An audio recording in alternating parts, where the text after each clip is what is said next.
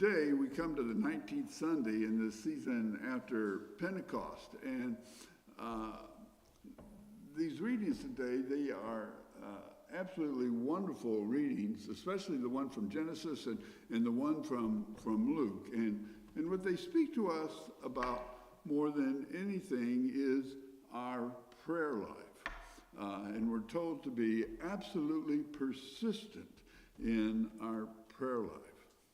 Now, this particular time in the church's year, particularly these last few weeks, have been important ones to us. One, we heard about our faith and striving to increase our faith. Last week we heard about healing, and today we're hearing about prayer. And it's all about really seeking that presence of God in our life. Now, in our Old Testament passage today from Genesis, we hear about Jacob. Now, Jacob was one of those larger-than-life ancestors among the patriarchs. And we oftentimes hear his name in church when we talk about the God of Abraham, the God of Isaac, and the God of Jacob. And sometimes we also hear the Father and God of our Lord Jesus Christ. Now, Jacob is important to us here because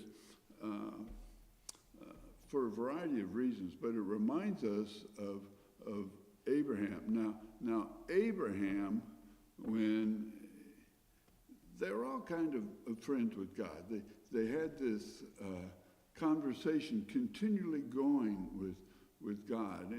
And it teaches us almost from the very beginning that our prayer life is really just a conversation with God. But think about Abraham.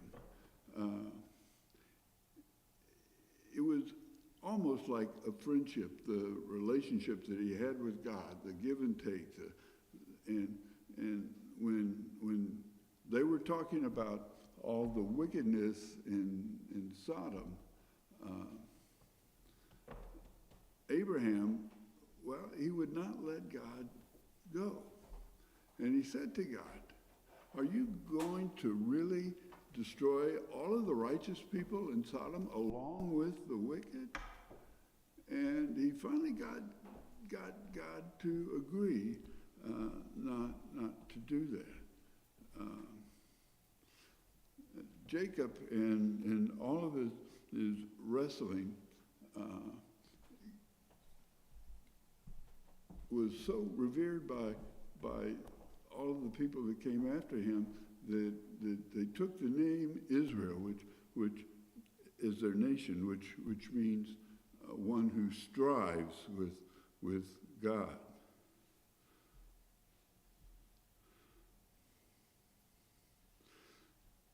Now, the same sort of thing happened with Moses. And when Moses was always arguing with God as he was striving to lead the people of God in the wilderness. And when all of the people began to worship a golden calf, it was Moses who interceded and argued with God and who saved all the people on that day.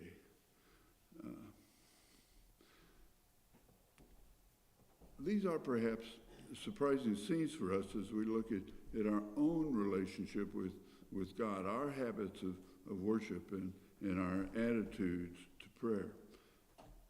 Remember what our gospel